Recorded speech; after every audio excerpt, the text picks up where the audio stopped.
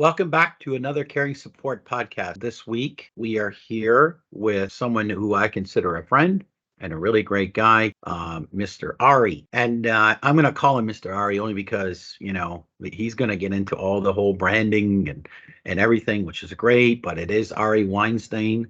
And Ari, I was wondering if maybe you could sort of introduce yourself. That would be great. Oh, certainly, James. First of all, I appreciate you having me on your podcast, and I hope to deliver some interesting information for your listeners today. So my name is Ari Weinstein, and I'm the head coach at my company, which is named after me, Ari M. Weinstein. In other words, I work for myself, and I'm a business of one. I'm passionate about helping people discover, develop, and share their personal brands. So I call myself a branding coach. I had two long careers, one as a brand developer and the other as a corporate hiring manager.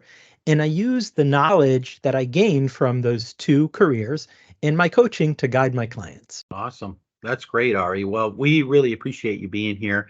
We know that the material that you're going to share today and your story is going to be impactful when it comes to people in their career search, whether it's fresh out of school or even later on. And, as you know, Caring Support, we're all about connecting and bringing the people together, and we have a marketplace, et cetera.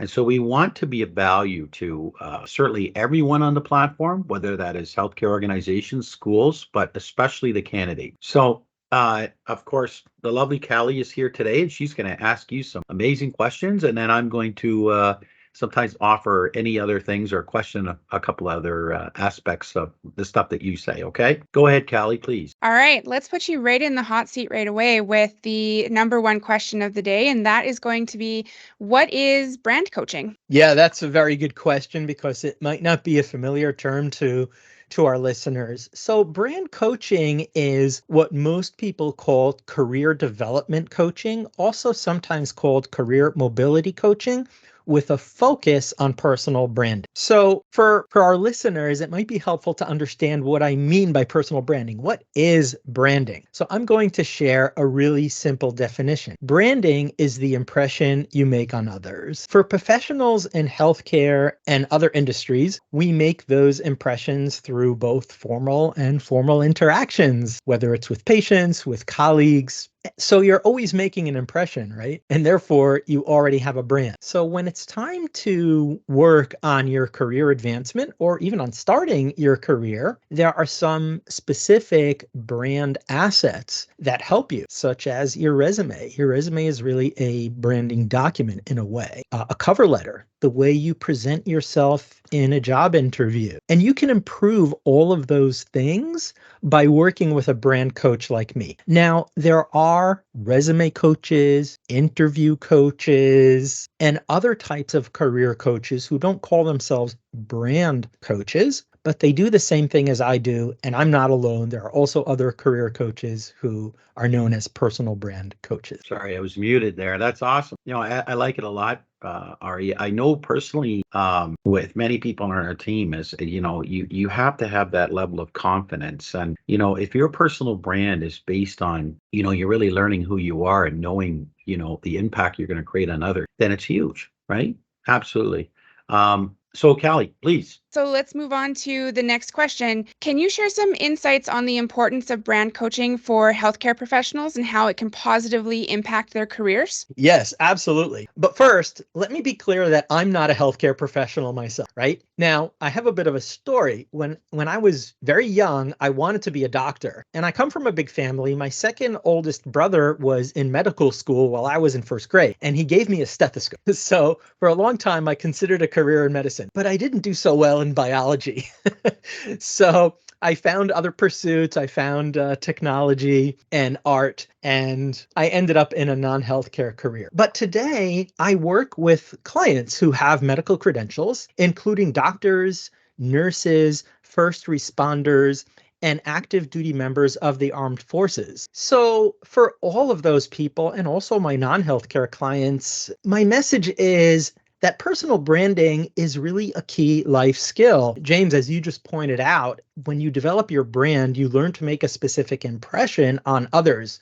So you're being considerate of them and starting to think of them as your clients, the people that you will work with. So it benefits you to become intentional with the impression that you're making on others. In other words, to become intentional with your brand. And when you start thinking about yourself and how you can brand yourself and make a specific impression, you can discover things about yourself that you may not have known or noticed previously. Now, let's go back to talking about healthcare professionals. In my experience, so many healthcare professionals are selfless. They have dedicated themselves to the health and well-being of others. And so they tend not to think of themselves as having a brand. Instead, the health professionals that I work with, they consider themselves as having a combination of credentials, specialties, and experience. And so they feel uncomfortable talking about themselves. So discovering and developing your brand helps you frame all of that experience and all of your knowledge in a way that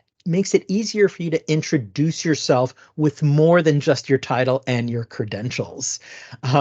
Sometimes healthcare professionals forget that their credentials are hard to understand for non-healthcare professionals, right? If I'm a doctor of osteopathy, what does that even mean?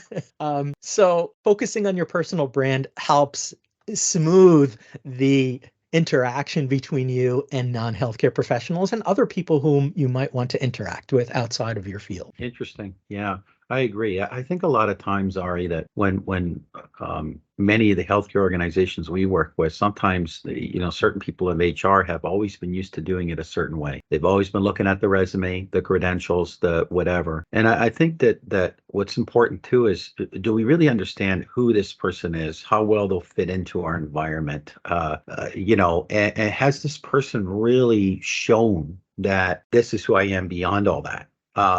And this kind of stuff is going to be critical at the end of the day because, for lack of a better term, the bedside manner, I'll say, is a huge impact on how they'll be perceived by, we'll say, their clients, aka patient, right? Right.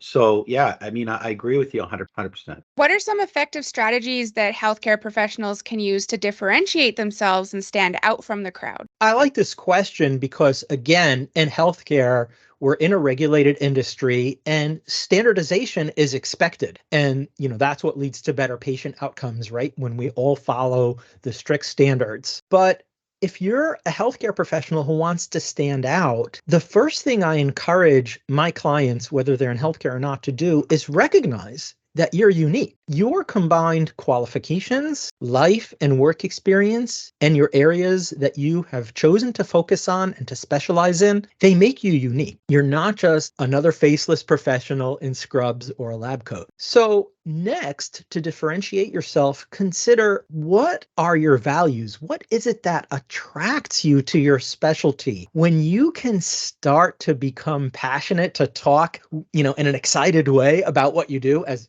I do when I talk about branding, you are differentiating yourself. If you're passionate about your field, about your specialty, and you could just talk about it, people really notice that passion. And another strategy to differentiate yourself is think about, what are the values that you hold that you don't necessarily express through your work. For example, if you work in a hospital setting, you're indoors, but perhaps you value the outdoors and the environment. So in your spare time, you hike or you bike or you engage in other outdoor activities. So are those things that might interest you? Are those areas into which you can expand your practice or make new connections? And that's how you can begin to differentiate yourself. Oh, you're a hospital worker, but you're someone who loves to hike, and people will remember you for that. So you can introduce these outside interests and values into your work to differentiate yourself. Yeah, Ari, this is awesome. I appreciate this. I can tell you, I love to network, and I teach it other people. And I often say that, when you left at an event, how many people do you really remember, right? But usually then I ask them, okay, you remember these two people in particular, why? And you see, I keep telling people, they created an impact. They created a memorable moment. And guess what? It wasn't because they had a PhD or a master's and stuff. Not that education is important, but all that can be taught.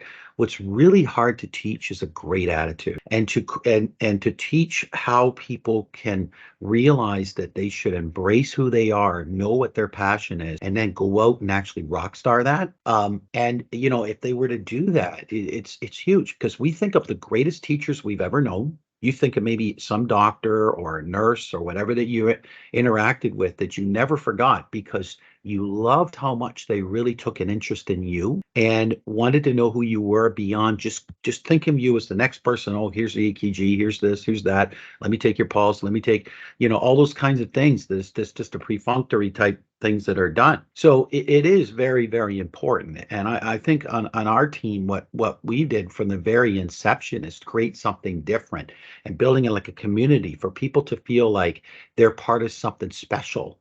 And then therefore it allows them to really showcase who they are in their profile. And this is really, really important, because we are in a candidate-led market today. So when we're in a candidate-led market, what does your profile look like? Who are you beyond the credential, right? Yes. So, I really love the way you think. It's awesome. Yeah, and I'll add, James, you made a very important point about how people can make that memorable impression.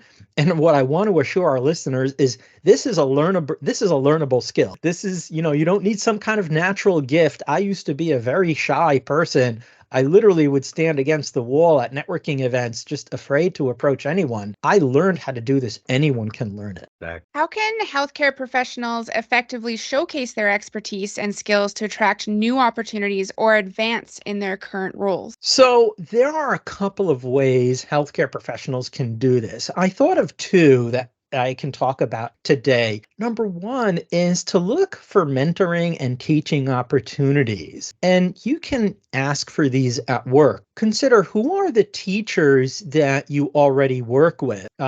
Who are the doctors who also teach in medical school or in other settings? Perhaps you can be a guest in their classes. Perhaps you can offer training to more junior staff in the workplace. So it can be really helpful and tremendously helpful, I would say, to your career to step up into a teaching role, because that's really showcasing some leadership. And we can all lead. Just like networking and making an impression, leadership is a learned skill. Another thing you can do is you can start sharing online about your experience. Now, of course, we're all very limited by regulations and laws about what we can legally share. You can, however, talk about lessons that you learn, your own professional growth and development. You can share feelings that you experienced at work or insights that you learned about the industry and about the workplace. And finally, you can also, as I noted earlier, talk about other things in your life and how those intersect with your work.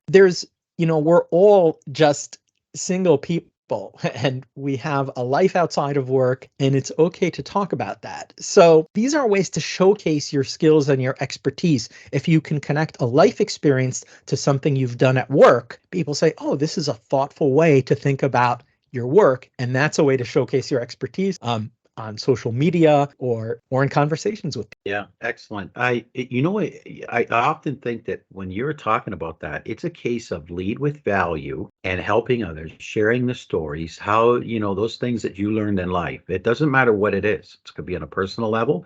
It could be related to the work environment and how you interact with others and maybe the leadership. But before long, you'll be not only seen as valuable, but you'll be looked upon as inspiring and making that big impact in people's lives. And we've encountered them. We've done many podcasts with people that are doing incredible things. And, and it's had an impact on us as people too. Just listening to these folks talk about stuff, you're like, I'm never going to forget that conversation. Right. So it is, yeah, it's very important. And what's funny is when we talk about this, so we do lunch and learn with schools every 2 weeks. We have one today, actually, not long after this. And the truth of the matter is, I keep telling people, I want you to think in the interview process what you've learned in networking and apply it to here, but go beyond the actual, concept of how an interview you think might be traditionally conducted. Because if you can tell your story, your brand in such a way that it has people going like this, listening to you, I said, I don't care if they interview 50 people that week.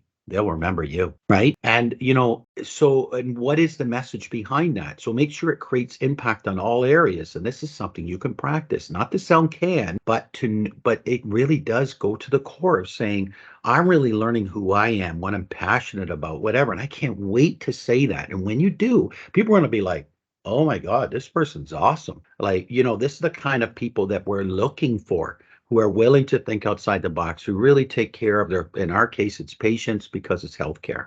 Make sense? Makes a lot of sense. And I like the way you frame that, James, that we don't just have to share expertise. You can share your experiences. You can tell a story. And you're absolutely right that those can become very memorable. 100%. We work with actually quite a few influencers on our podcast, healthcare influencers, and that's kind of how they got started, was telling their stories online, sharing their passions, teaching through that way. We had a nurse on the podcast recently, Robin Roots. I don't know if you had a chance to listen to that one or not, but she actually wrote and produced a film and a song based on her experiences as well. And part of the important thing behind everyone right now or these days is social media. It plays a huge role in who we are, how we network, how we interact with other people.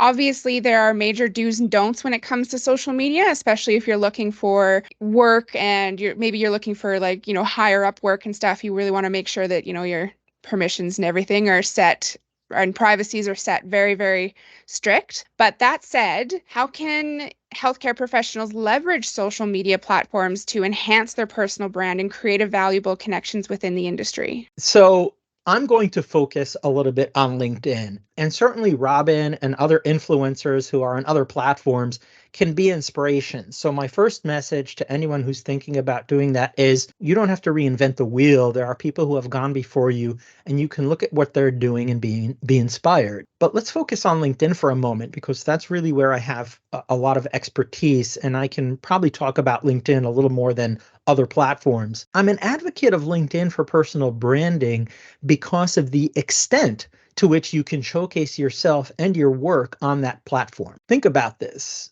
Other platforms require you to post videos or photos, and they scroll by in seconds. So there's not a lot of opportunity to grab attention. You need to be on those platforms a lot. And healthcare professionals are busy. They might not have the time. On LinkedIn, on the other hand, you have an entire profile page that showcases you. You can tell a story about yourself in the About section. You can list all of your work experience, your skills, your educational credential, and recommendations that you get from others, and endorsements for your skills. And all this is on one page. So unless you're really good at building a website for yourself, you'd be hard pressed to find another social platform that lets you showcase all of that on one page. So I'm a big fan of LinkedIn, and LinkedIn can present a great opportunity for people to build and showcase their personal brand. And LinkedIn is becoming more social. There are more people on it. It is growing, and it's not as stuffy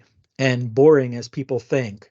It is loosening up, and especially the younger generation of workers is on LinkedIn, treating it more like other platforms. So you can find a lot of fun posts, fun videos, and lots of other great content. Excellent. Well said, Ari. As you know, I'm a huge fan of LinkedIn. And of course, our company is on that, as we are on all the other things, because a lot of times it's a case of, okay, what demographic am I talking to, or what, where am I going to find nurses? Okay, well, I know they're on LinkedIn, but I also know they're going to be here over on Instagram. They're going to be over here.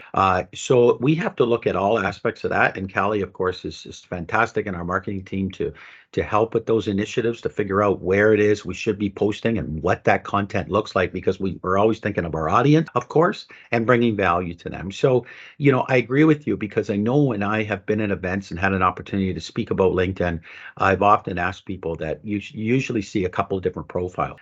Number one, it looks exactly like their resume, and that's it. And I tell people, and I say, hey, don't take this the wrong way. I'm gonna ask you a question. Are you looking for a job? And they're like, no. And then they're like, oh, right. Number two, You see the other kind of profile that's I'm awesome. I have an MBA. I have every degree known to mankind. It's kind of like a little bit of this the whole time. And then I tell people, please don't take this the wrong way. Other than your mother, no one really cares. What really needs to happen is you need to make it more customer focused, because believe it or not, we're all in sales. And if you want to create that great impact in an interview and finding your next career opportunity, what does that profile say? Does it make me go to it and say, oh my God, like the personal story that makes people go, I can relate to this person? And what I keep telling people is make sure they understand what it is they're going to get by reaching out to you. You know, what value you're going to bring their world. Because I know it sounds selfish, but that's all people, that's the time they have to devote to something, is saying, okay, why would I reach out to this person? What is the point? Right? So, and this is the same for the posts that you create and everything else. Are you seen as valuable? End of Right. story, right?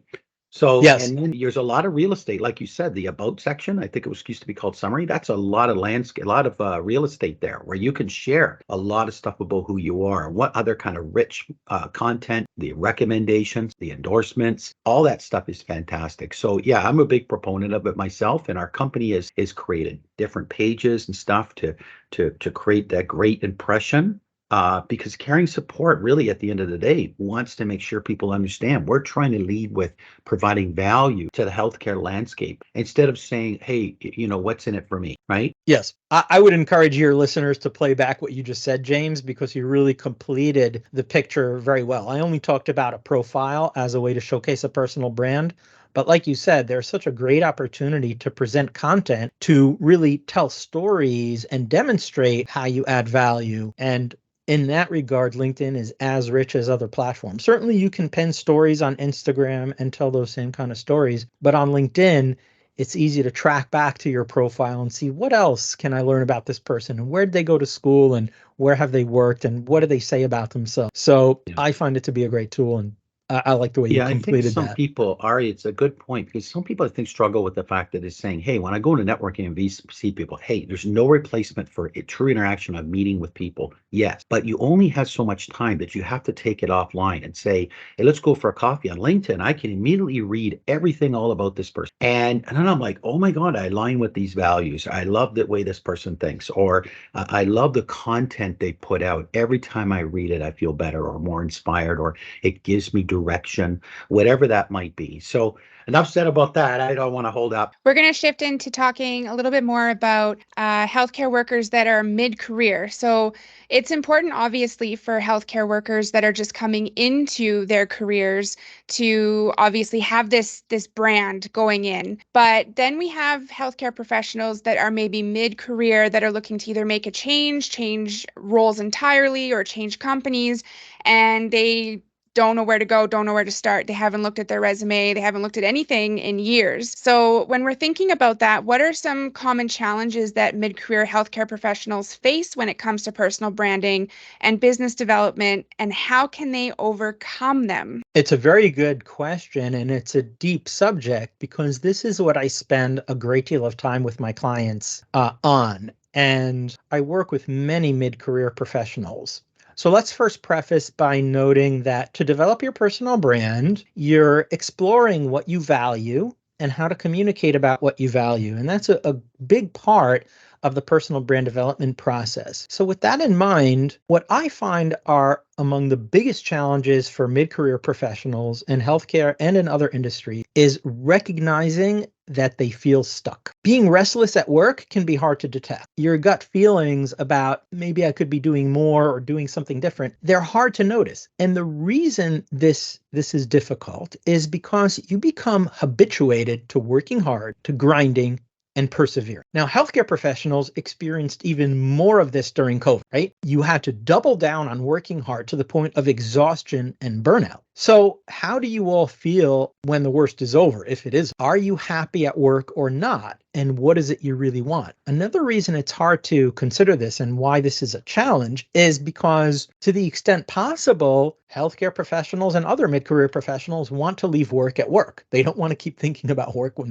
they finally go home to their families. So that is a first step to recognizing that you have to think about your work, because it is part of you. It is part of your brand. Now, tapping into how you really feel about your work is a way to start overcoming the grind. Ideally, you don't reach burn. I wouldn't want anyone to burn out. Ideally, you notice that there's more that you want to do. You notice that you're feeling restless. And at that point, it makes a lot of sense to start exploring your personal brand and perhaps reaching out to coaches and saying, work is okay, but I feel like I could be doing more. And an important point for everyone to understand is that coaching is not therapy. There's nothing wrong with being unhappy, even at a good job. And there are certainly healthcare jobs that pay well. And you might even like the people you work with, the facility you work at, but it's okay to still feel not so great about your work, even if objectively it's a great job.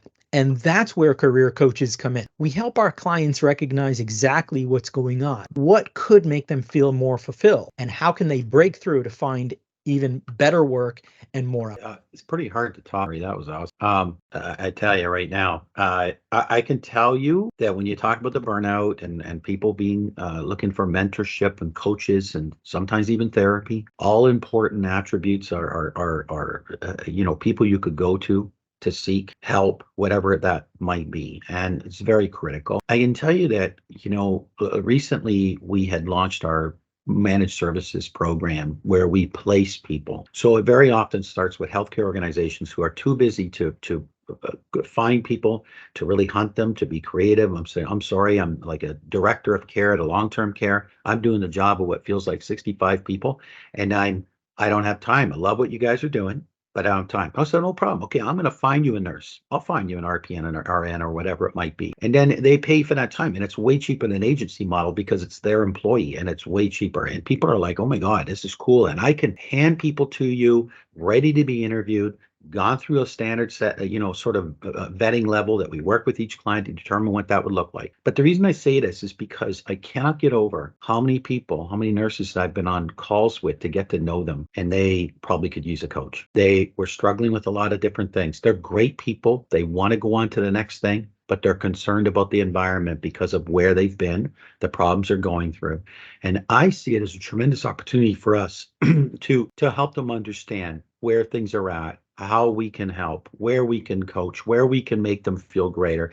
I take the opportunity to inspire them. And, and I know a lot of companies, they're just going to be straight to the facts, straight to the business. But you know what they really want to hear is they want to hear someone who's just going to listen to them and take the time to understand what it is that they want and then, follow suit with that. So, it makes a big difference at the end of the day. It really does. I completely agree. It can make a huge difference. And again, I think the culture of the workplace, especially in the healthcare industry, is one of just, keeping your nose down, because at the end of the day, your top priority is the patient. And that's fine, but it makes it hard to step away and take care of yourself. Exactly. Ari, do you have any success stories or case studies that you could share with us that are from healthcare professionals or other professionals that have effectively utilized branding strategies to advance their careers? Yes, I have a story I'm pretty excited to share. You see me smiling broadly here. So as part of my job, I mentor coaches in training. I mentor at the same coaching academy I attended and where I received my accreditation as a life coach. And in the last couple of years, I've been mentoring a number of NHS workers. NHS workers in the UK have been my mentees. Some were clinicians, others were in non-clinical staff roles within that, very large healthcare organization, right? The NHS in the UK. One of my mentees has very successfully reinvented herself as a coach. She noticed through coaching, while she was studying to become a coach, so you actually do engage in coaching, and through being coached and mentored by me, that her gift was listening. She really had a great gift for this. And she learned, just as people who work with me learn, that was something she really valued. She valued listening. And so she recast herself, she reinvented herself. And what she overcame, this was not an easy thing for her, because as a healthcare professional, her habit, her practice was to always offer help. Like when someone said, I have a problem, she would jump in and say, let me help you solve that problem. But again, by exploring her personal brand, she discovered that what she really values the most was listening. So she learned to hold back, to listen, to give the people she coached space to talk, and for them to explore and discover what it was that was that they really wanted to work on. And so she has successfully rebranded herself as a coach. And as part of her brand, she still promotes the fact that she had all this great clinical experience, and that she actually oversaw other clinical professionals. So that's helped her maintain her reputation and give her credibility with NHS workers who might want to work with her in a coaching capacity. So it's a great story. Wow. Yeah, that sounds awesome. I love it. Yeah, Ari, I like the way you think. Yeah, I think you're aligned with not only me but a lot of people on our team and the what we do, because it's about being a purpose-driven organization who says it's time for something different and innovative and bringing people together, and supporting them properly. So, I take pride in that because, healthcare everywhere in the world is struggling, aging demographics, everything. So, anything that can be done to help with just how people interact with each other, the experiences, the way in which they can get into jobs and everything, it can create a huge difference, because the old adage of this is the way we always done it, that doesn't help. That's what I call the most expensive sentence in business. Yeah, that's a very, very good point. Yeah. So, Ari, we're coming to the end of our episode today, and we have one more question here for you. But is there anything else that you would like to talk to us or tell us about today? Yeah, sure. It's a couple of things about the world of career coaching and what, if anything, it has to do with the world of healthcare. So, number one is, as I mentioned earlier, I'm not a healthcare professional. And so just by talking to someone who's not a healthcare professional, who is perhaps a career coach, an interview coach, or someone in some other profession, and talking to them about what you do as a healthcare professional in terms that they can understand, that's going to help you get better at personal branding and making an impression. So it can be really difficult to network and connect with people outside of your field because they don't speak the lingo, right? They don't have all the terminology, but it can really be helpful. So that's one connection. And then the other connection I'd love for our listeners to make is to the fact that career coaches study labor markets, at least if they're serious about career coaching, which I am, and I'm a bit of a data geek, so I'm constantly reading about the labor market. And it's well known really to any career coach that healthcare is one of the areas that's facing a huge shortage, right? What is the latest figure I saw? That if we could get 40,000 nurses into nursing school today, we might have enough capacity to treat all of the people who need their help. That's a huge number. So career coaches are aware of the pain in the healthcare industry. We're aware of the stress that you as an individual worker are under because your hospital's understaffed. We know that. We can't help you necessarily become a better healthcare professional, a better nurse, a better doctor, but we can help you cope with the other stresses that you're experiencing at work. That's the other connection between career professionals and the healthcare industry. So I encourage anyone to reach out, to just talk to me, connect with me on LinkedIn if you're listening. I'm easy to find. Just look for Ari M. Weinstein with my middle initial, M as in the middle, and you will find me. And I hope this was helpful. I really appreciated the opportunity to speak to our audience today. Yes, and we appreciate it too, Ari. This has been a lot of great information. I love the way you think, and the way you're working to have people understand the importance of creating impact with others. So thank you. My pleasure. It's been great having you here today. And for anybody that's listening, make sure you check out, if you're listening, you can also listen to this on YouTube. You can also read it on our blog on our website as well. So you can just go to www.caringsupport.com and you can get all the information there as well. And to any healthcare professionals that are looking to do some personal branding, Ari's information will be in the blog. So make sure you reach out, and we'll catch you next time on the next episode of the Caring Support Podcast. Have a great day, everybody.